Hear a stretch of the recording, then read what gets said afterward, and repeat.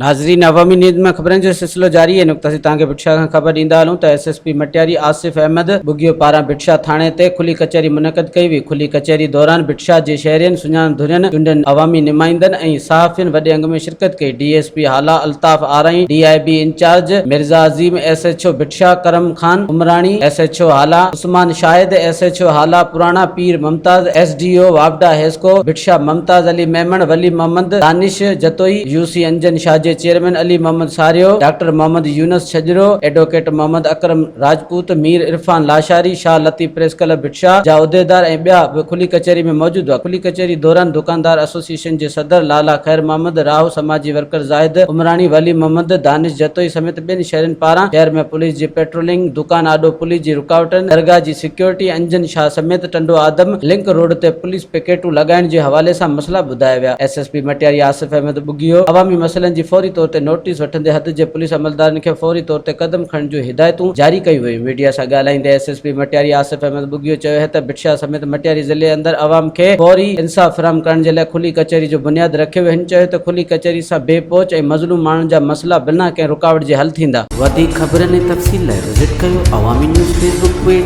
YouTube page ऐं अवामी news website.